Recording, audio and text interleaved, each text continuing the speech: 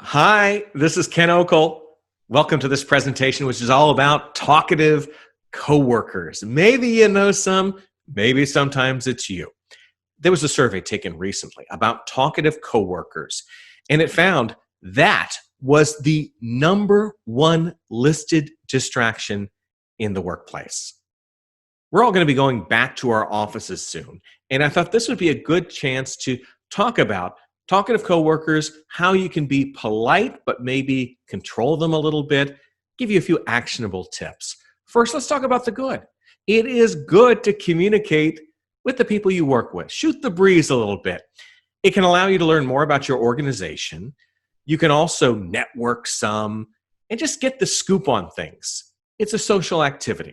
That can be very healthy, especially for some of us who have been in isolation, working from home for quite a while. There's also the bad side, because talkative coworkers can be a productivity bomb, where instead of having just a short, hi, how you doing conversation, it becomes something long. It might be every day. You're losing 20, 30 minutes a day. As a result, to catch up on your work, you're having to stay late or bring work home. Those are not good things. So we want to see what we can do to control a talkative coworker, but not be rude, not be mean. We don't want to burn a bridge with them. We want to be very constructive and positive. One of the first suggestions that I have involves a good friend of mine. His name is Virtual Ken. There he is. Hey, Virtual Ken, hope you're doing well. Virtual Ken, he's used to talkative coworkers, where you're just kind of going along in your day. You see someone, you stop, you talk to them, and then before long, you're worried about the clock and you're about ready to run away from them. Instead, I think it's very good to carry with you a prop. So here's an example of a prop, a folder. Folder doesn't have to have anything in it.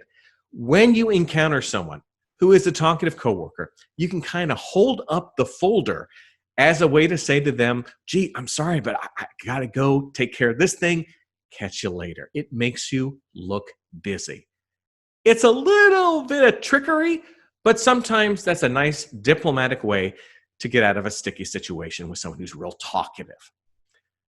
Sometimes you're going to encounter someone who wants to chat with you and you just don't have the time, but you still want to stay in touch with them. Can you schedule a time later with them where you can sit down and catch up a little more formally? Maybe you could say, hey, I am swamped right now. Wednesday morning is wide open. Do you want to block off some time where we can get together and catch up a little bit? That way, you're limiting the endless chatting. You're kind of putting a barrier around it and making sure that hopefully it stays productive. Sometimes you are just going to have to budget into your day some time for chatting. So don't pack your schedule so full. It's like a suitcase that's about to explode.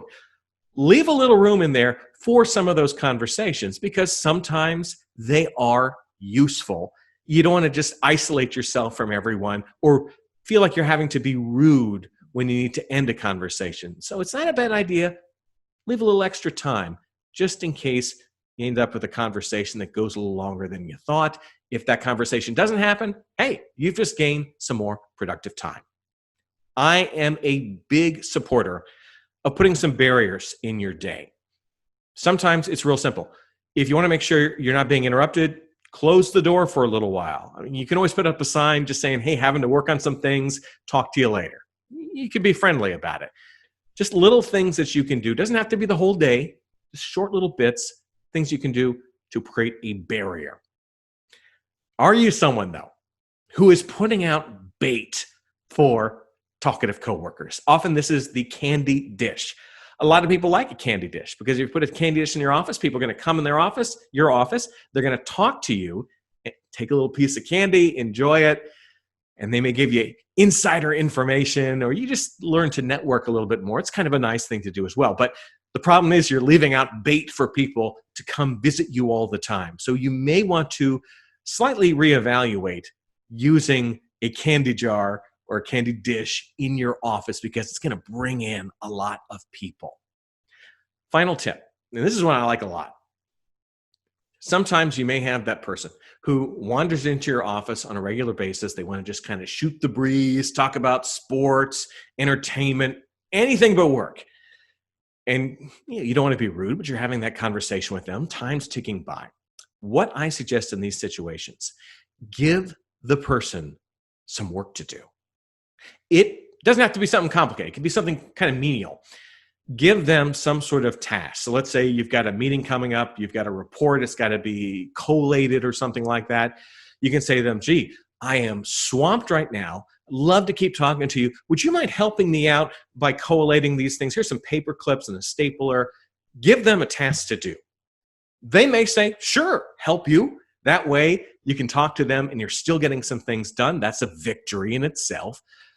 But often what happens is someone who has a lot of time to talk on the job, maybe they're not that into their job, suddenly if you are telling them, hey, let's work, they're going to disappear and they will not come back again. We're trying to make sure that we're not being rude, but we're setting up some boundaries in our schedule, making sure that we're protecting our time.